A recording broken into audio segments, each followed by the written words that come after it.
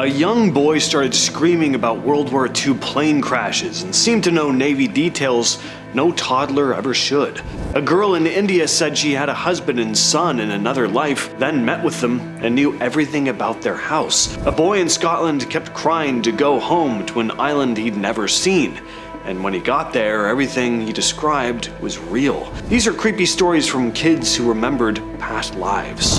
When James Leininger was just 2 years old, he started having violent nightmares about crashing in a plane. He'd wake up screaming about being stuck in a fire or yelling things like airplane crash and the little man can't get out. During the day, he started naming aircraft parts most toddlers wouldn't know existed, things like drop tanks and Corsairs. He also kept saying he'd flown off a ship called the Natoma and that his name had been James. His parents eventually looked into it and discovered the USS Natoma Bay was a real World War II aircraft carrier.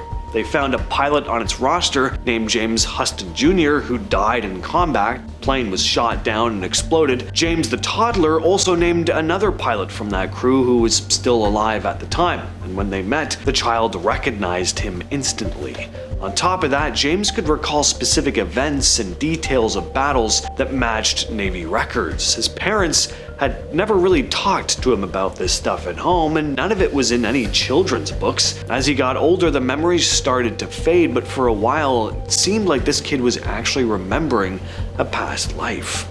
At 4 years old, Shanti Devi in India started insisting that she had another family in a different town. She told her parents she wasn't really their daughter, that her real name was Lugdi Devi, and she'd lived in Mathura, about 75 miles away. She said she died giving birth to a son and gave the full name of her husband, the town he lived in, what he looked like, and even the layout of their house. At first, everyone thought she was just making things up, but when they actually looked into it, her descriptions lined up. A man named Kedar Nath lived in Mathura, had a wife named Lugdi who died during childbirth, and had a son. When Shanti met him, she instantly recognized him and greeted him like she knew him.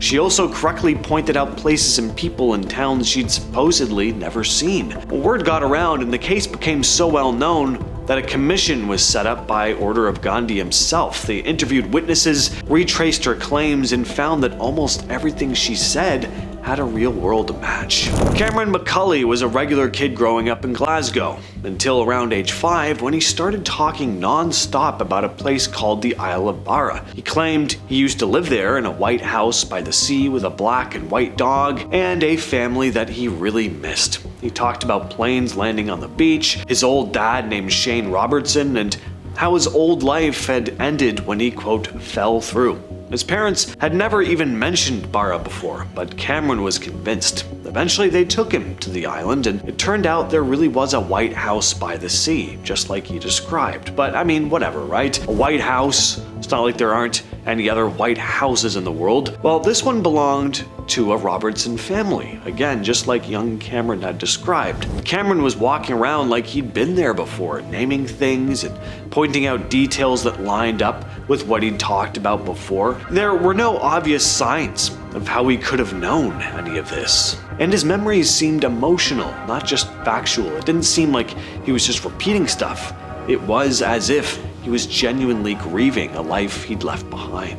In 1987, a little girl named Purnima Ekanayake was born in Bakumana, Sri Lanka. She was like most kids, except for the fact that she kept talking about being crushed by a heap of iron. She'd also always tell her mother things like people who drive over others are bad, which is of course true, but it was odd that she seemed particularly focused on that specific thing, driving over someone. And when her mom got upset about a car accident that had happened one day, Purnima calmly told her not to worry because she had also died in a crash. She said a big vehicle hit her and she never made it to the hospital.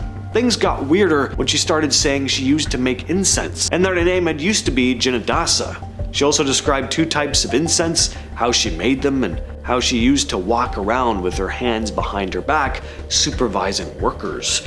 She also claimed she lived across the river from a temple, which was over 140 miles away from her actual home. When her family finally took her there, she started pointing out familiar places and recognized people by name. And man she used to be, who'd died in a car accident, he was real. His name was Janadasa Pereira, and he died in 1985, 2 years before Purnima was born, when a bus ran him over while he was selling incense on his bike. And to top it off, she had a birthmark exactly where Pereira's chest had been crushed.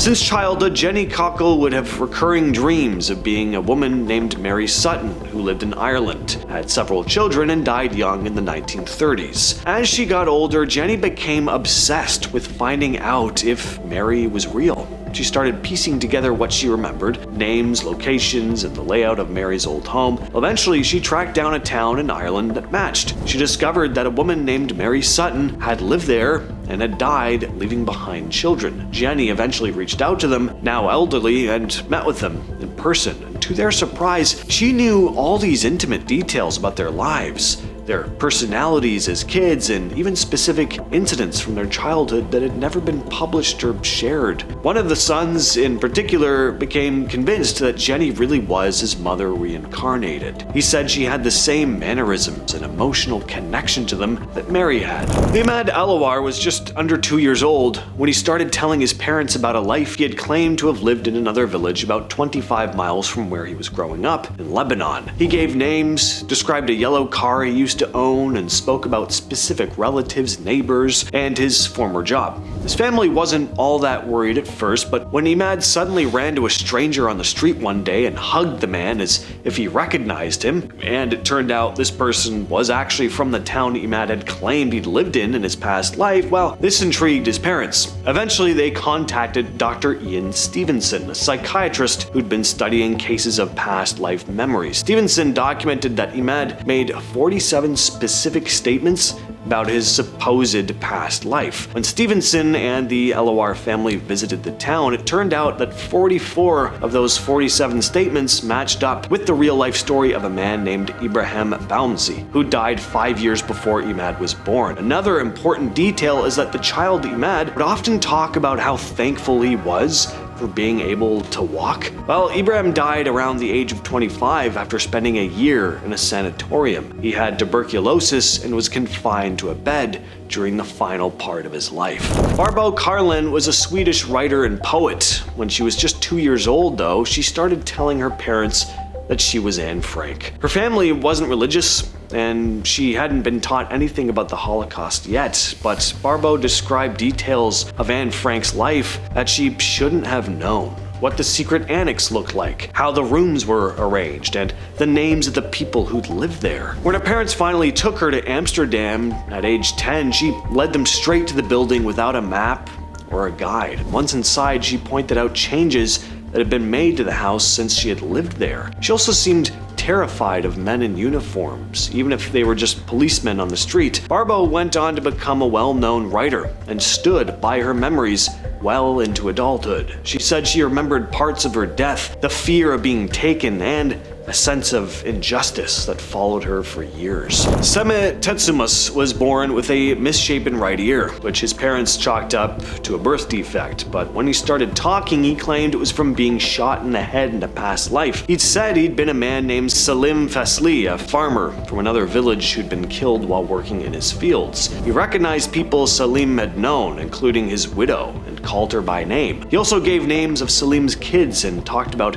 private conversations and daily routines that no stranger would realistically know. Dr. Ian Stevenson, the same researcher who studied Imad Elawar, investigated Semih's case and found it pretty compelling. Salim had in fact been shot dead, and Semih's ear deformity was right where the bullet had entered. The way Semih talked about Salim's life was natural, like he was recalling memories instead of making things up. One of the eeriest parts was how Semih's personality was different from other kids in his village. He was more serious and cautious, traits Salim's family said matched the man that they had remembered.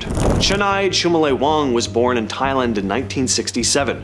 When he was just 3 years old, he started saying he used to be a school teacher named Bua Kai. He claimed he'd been killed while riding his bicycle to work. His story got weirder when his family noticed he had two unusual birthmarks, one on the back of his head and another above his left eye. Well, Buakai was a real person who had died, and according to his autopsy report, the entry and exit wounds of the bullet that killed him matched up perfectly with Chanai's birthmarks. Chanai kept insisting he wanted to go home and would say the name of the village where he said he'd lived. Eventually, his grandma took him there, and without hesitation, he walked up to Buakai's old house. He correctly identified the man's parents and described items that had been in the home years earlier. He also remembered details like the name of Kai's bicycle and how he used to teach math. This case takes a turn from creepy to downright chilling. So a 3-year-old boy in Golan Heights, a region between Syria and Israel, started telling his family he'd been killed in a past life. He said he died when he was attacked with an axe and was buried in a nearby field. Elders in the community followed him to the spot, where they dug up a human skeleton with a wound in the skull, right where the boy said the axe had struck. Not only that, but the boy claimed to remember the name of his killer.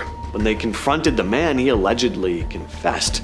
The whole thing was documented by Dr. Eli Lash, a respected physician known for his public health work. He said the boy's memories were disturbingly detailed, right down to the type of axe used. Well, with all that said, I've been your host James, and I'll catch you, yes you specifically, in the next video.